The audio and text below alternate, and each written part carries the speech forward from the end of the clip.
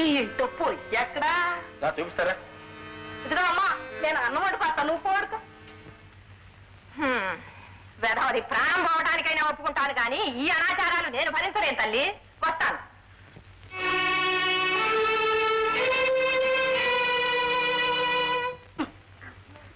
ఏంటే జుట్టు గొర్రె బొచ్చల్లే పోలే, ఇంకా నువ్వు బళ్ళోకి వెళ్తలేదంట.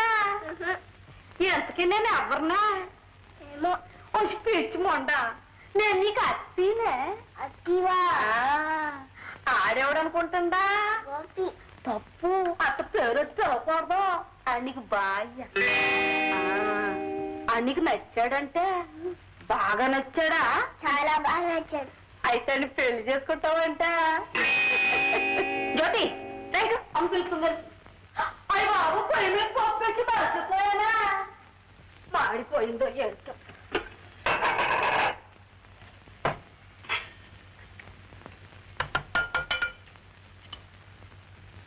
మాయ తరపు ఎన్నిసార్లు వేసినా చాలు చాలదు. అమ్మాయా, నువ్వు ఉప్పు ఎక్కువ తింటావా తక్కువ తింటావా? ఎక్కువ తింటావా?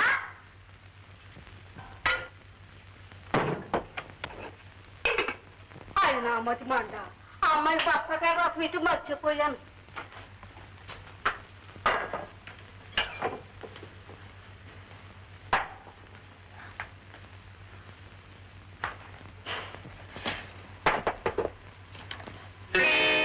అబ్బా, ఏదో ముండ కత్తి పెట్టాను, ఏదో ముండ కత్తి పెట్టలు.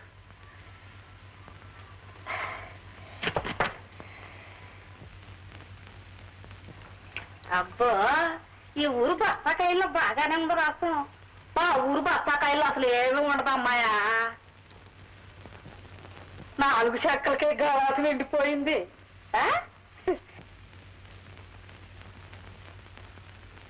మా ఊరు చెక్కలైతే అసలు రసమే రాదమ్మాయా.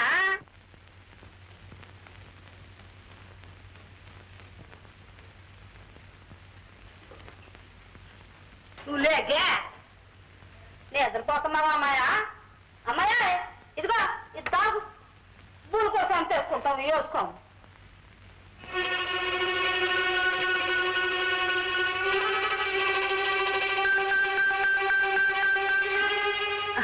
నువ్వు వెళ్ళారుకమ్మా.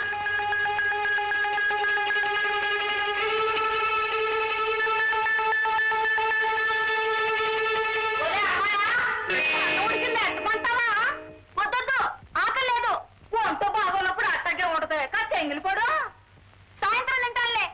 సరే నీ ఇష్టం.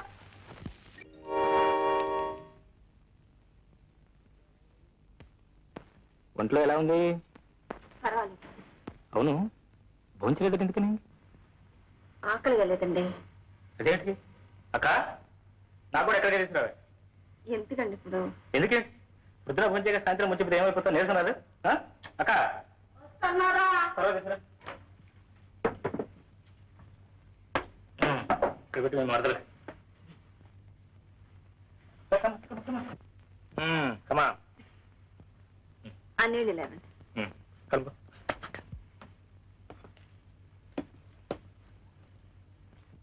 ప్రాణం పోవటానికైనా ఒప్పుకుంటాను గాని ఈ అనాచారాలు నేను భరించలేను తల్లి. అదేంటి? ఏమండి, మీరేమనుకోవద్దండి. నాకెందుకో తినాలనిపించటం లేదు. తింటే వాంతే ఎట్టుగా ఉంది. సరే నీ ఇష్టం. నేను ఆఫీస్కి వచ్చినాను, నా కోసం ఎదురు చూడకుండా వంట కాకుండా పొంచేసి రాత్రి కూడా నాకు పొంచేది. ఏమండి, ఏంటి ఒక పని చేసి పెట్టారు. ఏంటి? నా మటుకు కొంచెం వంట చేసి పెట్టండి. నేనా? అక్కయ్య ఉందిగా.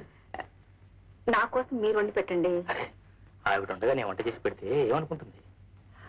ఆవిడ వండితే నేను తినలేకపోతున్నానండి. అయితే నిన్నంతా అన్నం తినకపోవడానికి కారణం ఇదేనమాట. మరి ఆవిడని పిలిపిస్తా అంటే ఎందుకు పిలిపించుకున్నా? అలవాటు లేని వంట నన్నేం చేయమంటారు? ఏ, నీ వంటకు నేను అలవాటు పడలేదు. నేనేం శుచి శుభ్రం లేకుండా ఉండలేదు. నీలో ఆవిడికి మడి తడి తెలియదు. తినబుద్ధి కాలేదంటే ఏదేదో మాట్లాడతారేమిటి? నాకు ఆకలి వేసింది అడిగాను. ఇష్టం ఉంటే వండి పెట్టండి, లేదా వెళ్ళండి. ఇలాగే పస్తు పడుకుంటాను.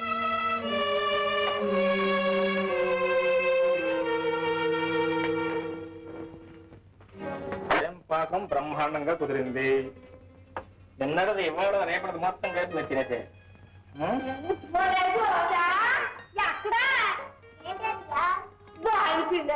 ఆడి కూడా వాళ్ళు పెట్టి తిని బొమ్మలు కలుస్తాడు.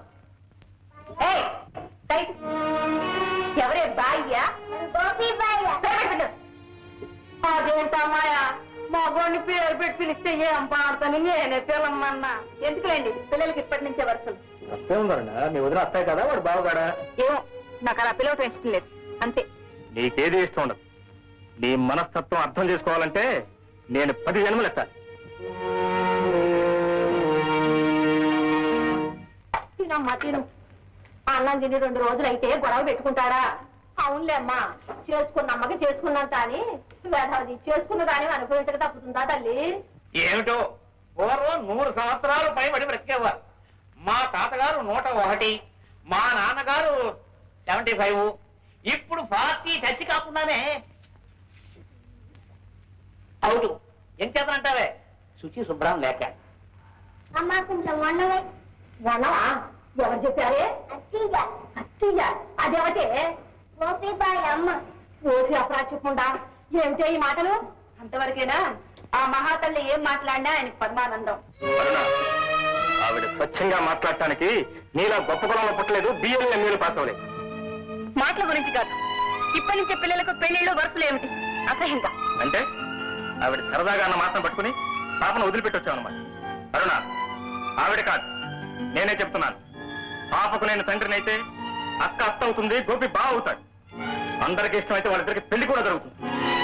పాపని ఒక్కదానికే సొంతం ఎప్పుడు అనుకోవచ్చు. రేపే వెళ్ళి పాపను తీసుకొస్తా, లేదా నేనే వెళ్ళి తీసుకొస్తా.